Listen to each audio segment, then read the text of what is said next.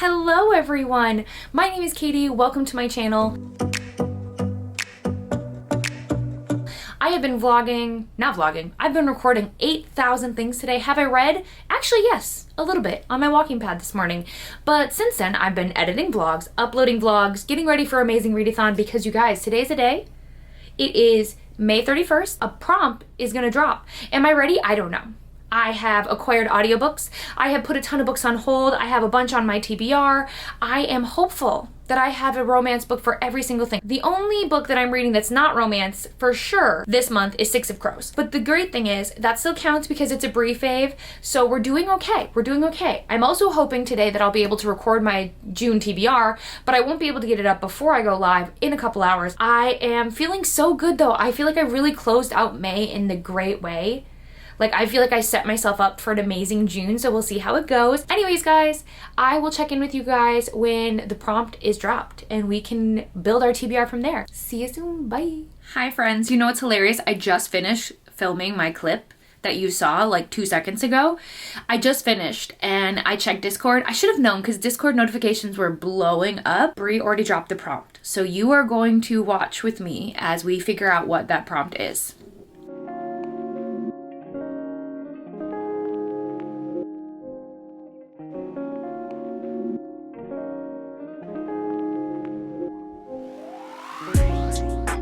All right, guys, so as you saw, we're gonna read a book that you did not purchase. Okay, so I actually think, ooh, there's so many things I could do. Let's see. So first, I feel like what I wanna do, I think for the first book, we're gonna do Swift and Saddled. The audiobook is only 7.5 hours, so if I do that on 2 times speed, boom, could finish it tomorrow. Already done. So excited. I can't believe it's starting. Happy June, everyone. Hello, everyone. It is officially 11:46 p.m. on May 31st. So technically it is June 1st Eastern time. So we have begun the Amazing Readathon, and I am already 6% into Swift and Saddled, and I just got to the chapter 3, where Wes is talking, and immediately I was like, I know this voice. Who is this person? It's Teddy Hamilton. The way I squealed like a little schoolgirl. It's after hours here at the apartment. It's quiet time officially. I need to be quiet, but it's Teddy Hamilton. Do with that information what you will. I'm freaking out. So anyways, this book is starting out very interesting. Things moved pretty quickly. I'm not complaining because it's a short book, so we gotta get things done. But I just had to share. So far, off to a great start.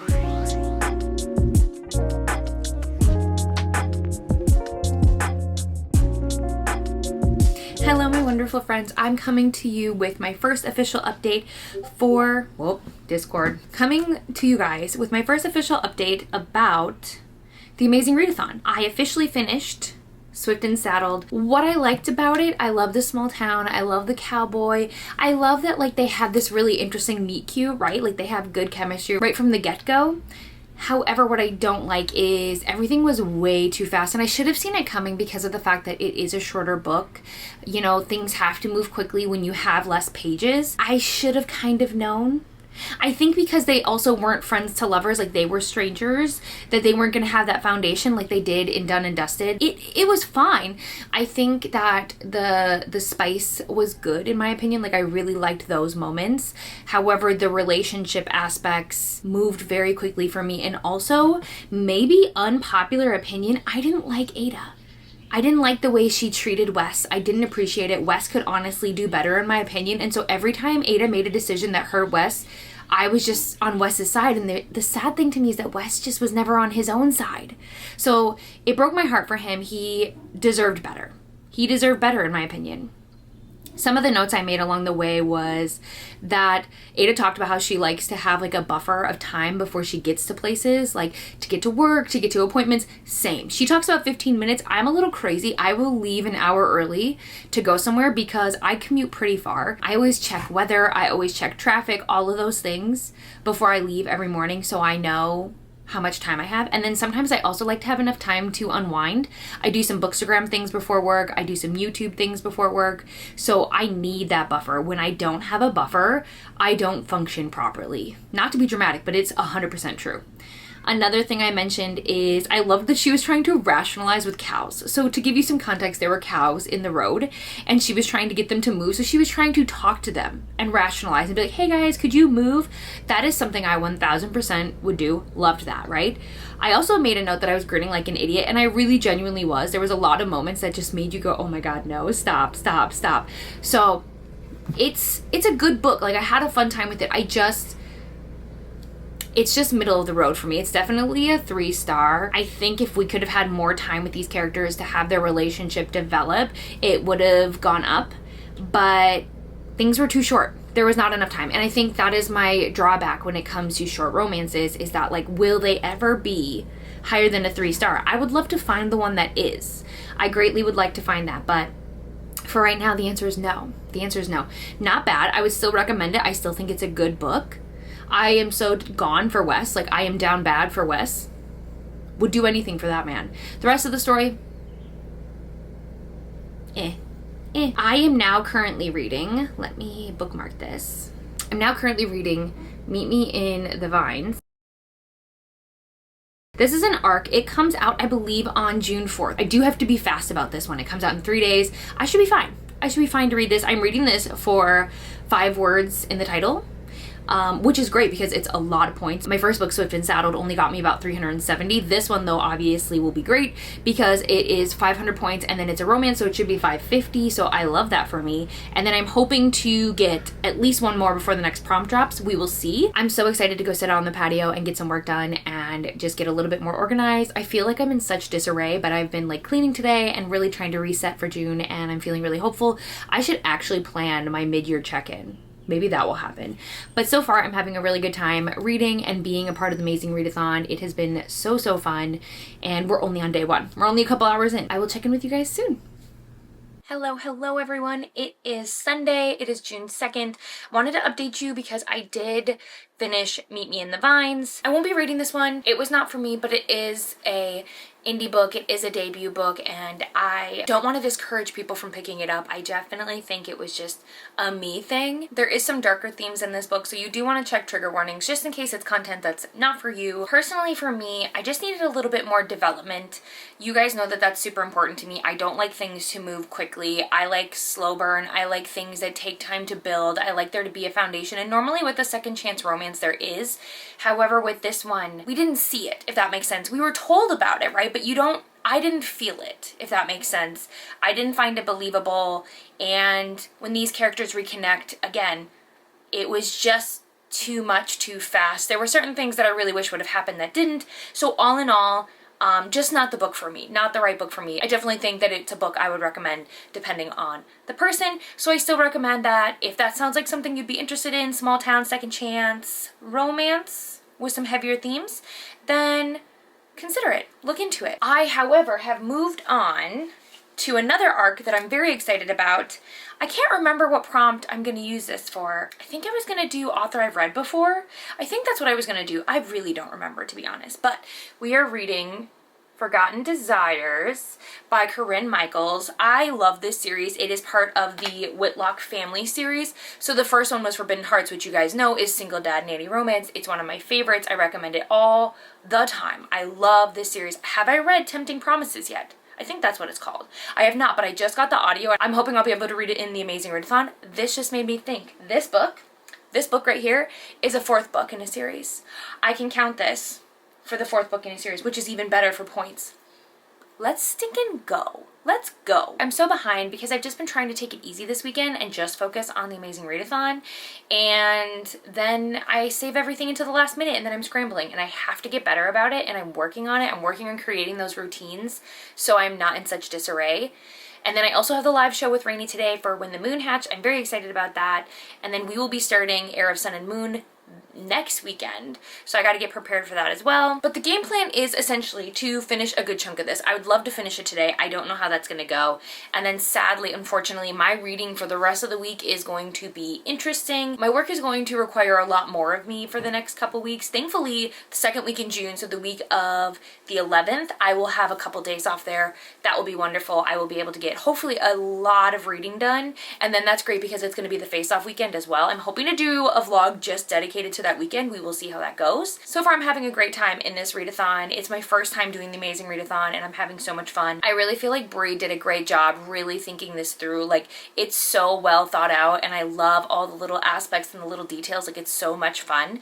And then all the hosts and everybody have just been so amazing and wonderful. So I'm having the best time, but obviously I'm biased. I love romance, but a lot of the hosts are people that I know and I'm familiar with. So it's been really, really fun to be involved. But anyways, I have to get to reading because before you know it, this day will fly by. It's why Sundays are my least favorite days, but that's okay. That's okay. We're going to try to avoid the Sunday scaries today by reading and tackling the to-do list. But anyways, I'll see you soon.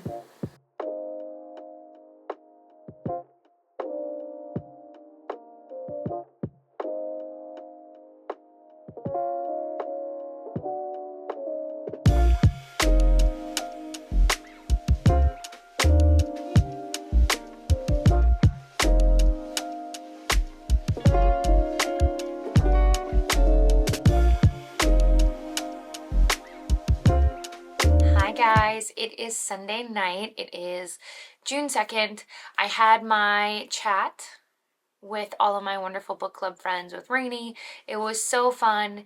I think it was a great chat for our first book. And then I was pretty distracted throughout the day. I was busy doing all of the things, so reading was minimal, which could come to bite me. There is chatter about a prompt being released tomorrow, so we're gonna have to see where that goes. I really hope not.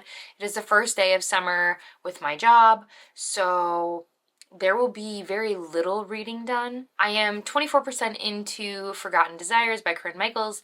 This book comes out on June 5th, I believe, and I'm loving it. Is it a little unrealistic? Yes. Normally I would be very nitpicky about it, but for some reason this one just works. In this book we were following the little sister and the only girl in the Whitlock family. Her name is Brinley, and 10 years ago she had this whirlwind romance for a week with this guy Crew who she met when she was out with her sorority sisters. Listen, is she claiming that they fell in love in a week? She is. I'm not saying that she didn't care very deeply about Crew. I think she definitely did. I think Crew was very special to her, but love, you know how I feel about that. You don't love somebody in a week.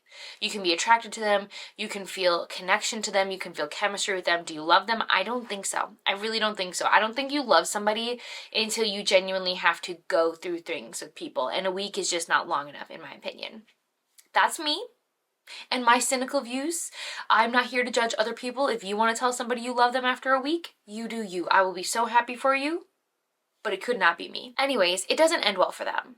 Crew breaks her heart and she genuinely thinks that she'll never see him again, right? 10 years have passed. However, she is at her brother's wedding, and lo and behold, her brother's new boss was invited to the wedding, and his name was Carson, aka Crew. Crew is a nickname that she didn't know, and so she's face to face with a man that she hasn't seen in 10 years, the last man to break her heart. Crew is determined not to mess it up this time. However, his life is messy. He's currently in a custody battle with his ex-wife for his 4-year-old daughter, Layla. He has to focus on that. Layla is the most important thing in his life. He would do anything for this little girl, and he shows that time and time again. I truly believe that. So in order to win his custody battle, again, far-fetched. This is far-fetched. His lawyer really encourages him to settle down, to create a stable environment.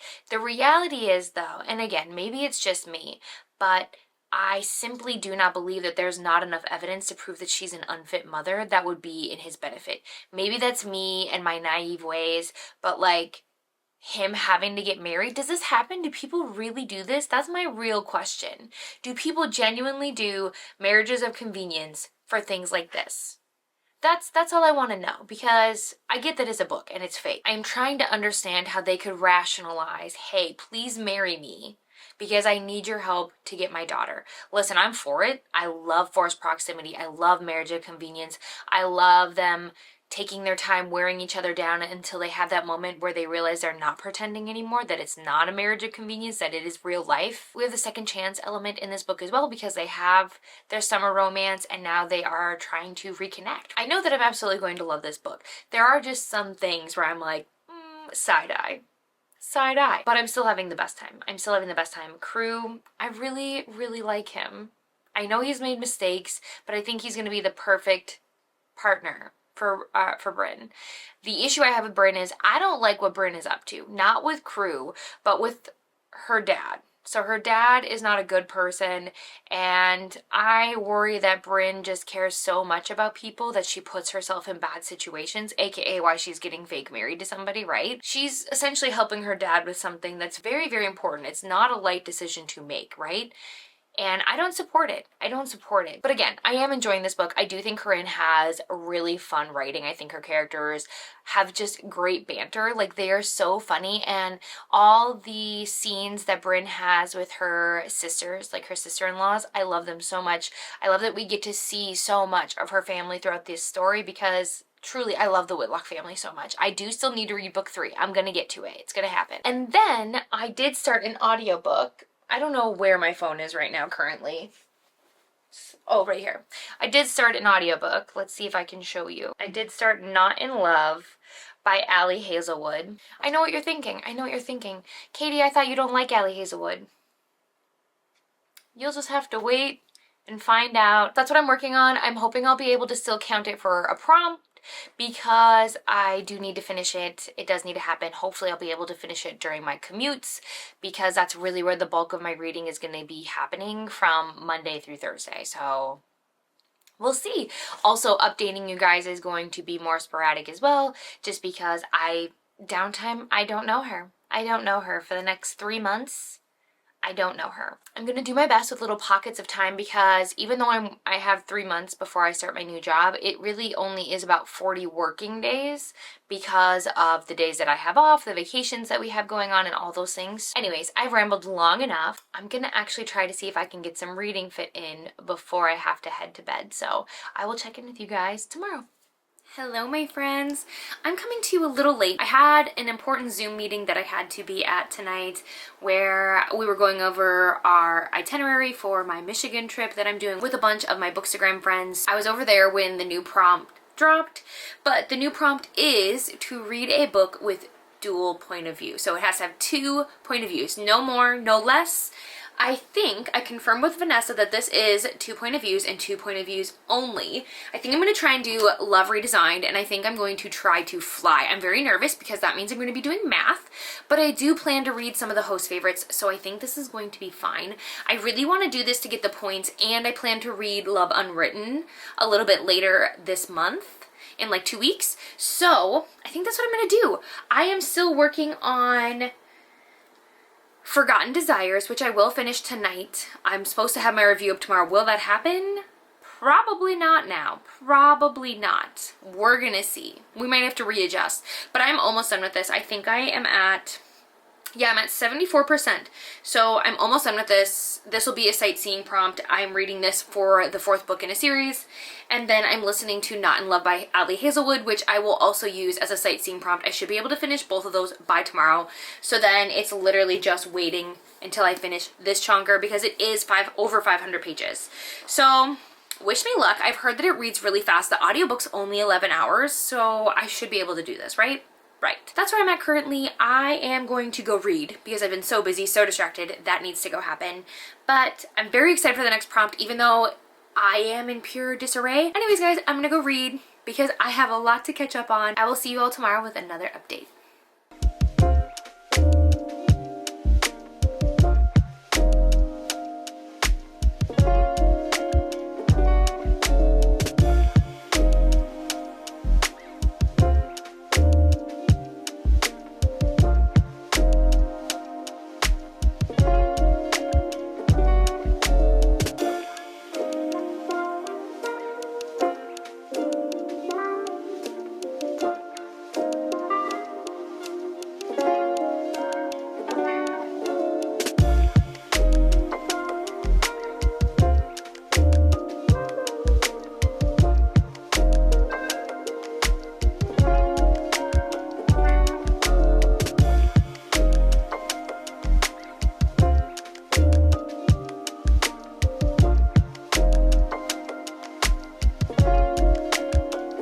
Shout out to my husband who reminded me that I needed to film a vlog clip, mostly because I tell him every night basically now, hey, let me know when you're done in the office so I can record, because I have to shut off the fan and everything because the camera picks up every single sound under the sun.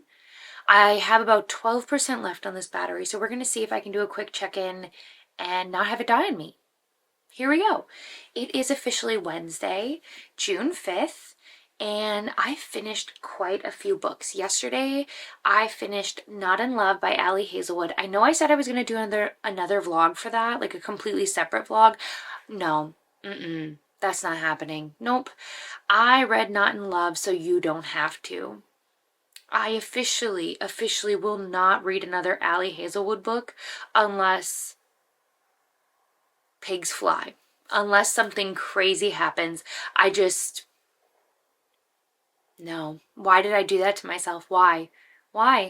It was time I'll never get back is what I'll say. And that's okay. Listen, if you love Ali Hazelwood, I love The Love Hypothesis, right? I've mentioned that 80,000 times, and I really, really enjoyed Check and Mate.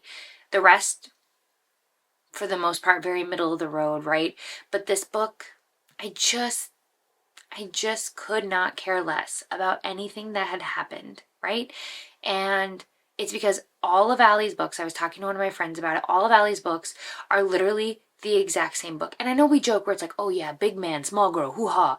That's not what I mean. I mean, like, you have these two characters who meet, who immediately like each other, right? They like each other, they have this spark, they have this connection, but they have all these secrets, and the secrets are what keep them apart, right? It's the fact that they're not fully honest, they don't fully communicate with each other, they never do, right? None. I just want an Ali Hazelwood book where they do. What would happen if they just talked to each other and they had a different problem, right? Like, could people evolve? No, they don't. Not in these books.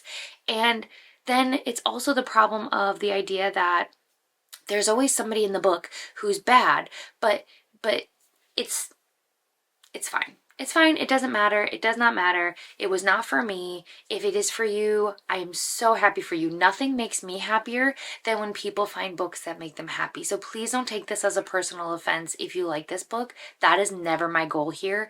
But I do want to be very honest about how books make me feel, because that's something I've worried about the more that I get arcs and things like that. Is I want people to be able to feel like my reviews are completely honest. Those are my honest feelings about the book. On a happier note, I finished Spark of the Everflame by Nicole, and I'm reading this book for many, many reasons. One, Hoes for Pros, they are having Nicole on for their book club, which is very, very exciting. I cannot wait to be there for that in the chat. And then also Nicole is going to be an attending author for Villains and Vixens, which is an event that I am an influencer for in Dallas, Texas next year. So very, very excited. And I am so excited to say that, like, I actually did pretty much enjoy this book. It was bingeable. It was enjoyable. I think it was a strong first book in a series. It's definitely leaning between like a 4.5 for me. Do I know everything that happened? Not fully, but that's very on brand for me. I feel like it takes a long time for me to fully digest the information that's been given to me, but I was here for the ride. I was here for it. Rainy, Sarah, and I will be starting book 2 next week. I can't wait. I'm going to fit it into a sightseeing prompt, so thank goodness for that. So yeah, Spark of the Everflame is going to be a sightseeing prompt. I'm using it as friend recommendation because both Rainy and Sarah did recommend it to me. So boom, points. Let's go. Let's update you on this gem. I'm having a good time. I'm on page 283. Which is great because I'm really hoping to finish it tomorrow, which is Thursday, because that's when I'm going to close out the vlog. So I'm hoping to finish this. It is a chonker, it is huge, but I can do it. I was this close to getting the audiobook so that way I could do both, because obviously with commutes and everything, like, an audiobook would just be great, but do I want to spend another $18 just to have the audio? No, I don't. Which again brings you back to my discussion and my argument of why aren't audiobooks more accessible without having to pay money, right? Why? That's all I want to know. I want us to have a discussion about why is it so hard to have audiobooks more widely accessible to all. Thank you for coming to my TED Talk. let us discuss in the comments. But so in this book right now, we are following Dahlia and Julian, and Dahlia has returned home after a failed engagement, right?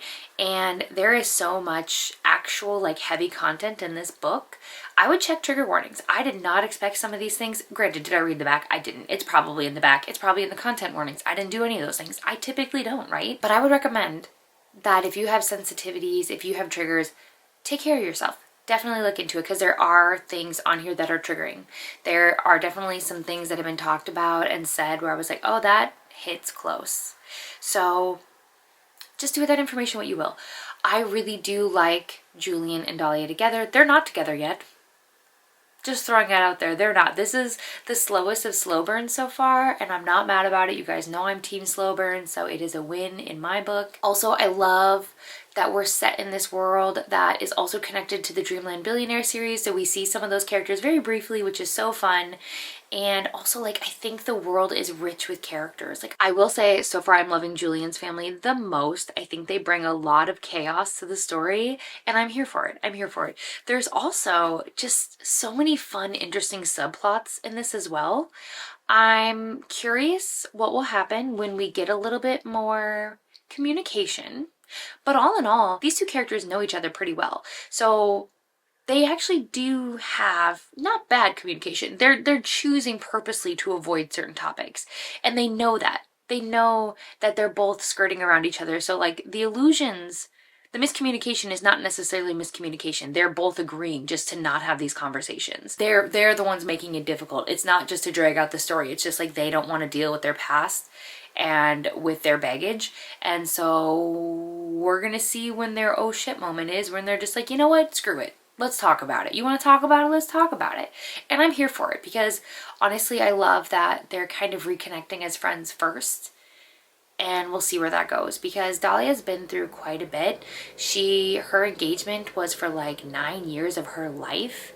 And there's a lot of trauma from that relationship and a lot of things that she really has to work through. And honestly, I'm rooting for her. I'm rooting for her. However, do I think she's a little mean to Julian? Sometimes.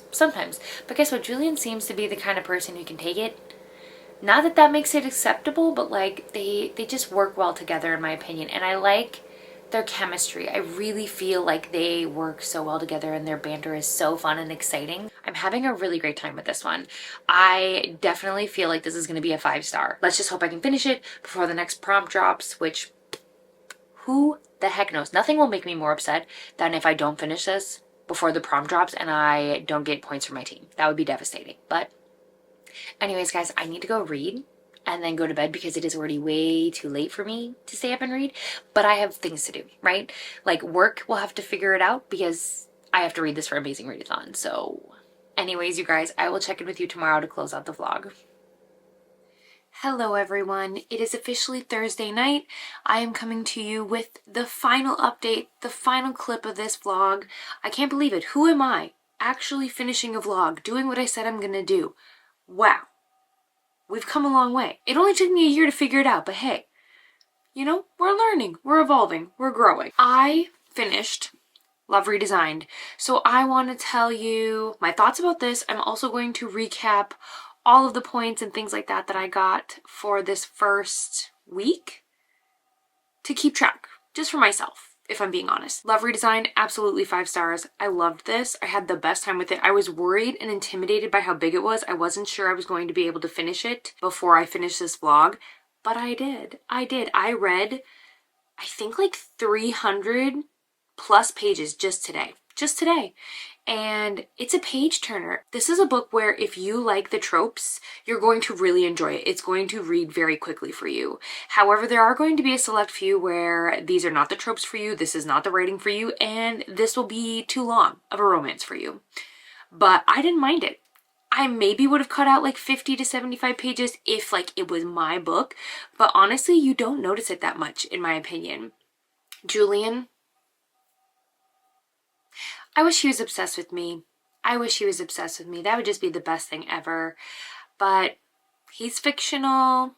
It's fine. And he's perfect for Dahlia. They are perfect together. I love them so much. I will think about these two for a very, very, very long time. Truly, I can say confidently that this is going to be one of the top books of 2024 for me. I loved it. I cannot wait to read Love Unwritten in 2 weeks. It's going to be the best time. I can't wait to be back in this world, back with these characters. If you've been considering this book and thinking about picking it up, I highly, highly, highly recommend it. This book helped me complete the second leg, and I decided to fly, which actually got me 1,088 points. Books I also got to log for sightseeing. I did Not in Love, and I used this as a sightseeing for an author you've read from before, which is 100 points. It is a romance, so I did get the 50 bonus points, so it should be for 150. Then I also logged Forgotten Desires, which is 4th book in a series, and it's also a romance, and this one is for 500 points, so with the bonus it would be 550. And then I was able to log Spark of the Everflame, which is a friend rec, but no bonus because this is not a romance book. This is very much a fantasy book, so this means I got 100 points for that. So all in all, I think for the first week, not including the detours because I don't remember quite how many they are. I think they might be 200 each, but this is minus the detours. So just by reading, I've gotten 2,808 points. Not too bad. I have to say, I was able to read a lot more than I expected this week, and I'm not mad about it. I'm not. I'm really proud of myself for seeing this vlog through. Usually my vlogs fall through, so I'm so happy that this vlog came to an end and wrapped up nicely, and that I was able to complete the books that were really on my agenda. I have my hopefuls, but we're gonna see where they go based on the prompts that drop and any other fun chaos that Brie has planned for us. If you've made it this far, drop the fire emoji in the comments and let me know, 1, are you doing the Amazing Readathon? What team are you on? And 2, what's a book you read this week? Anyways, guys, thank you so much for watching. I appreciate you all so much, and I'll see you in the next one. Bye.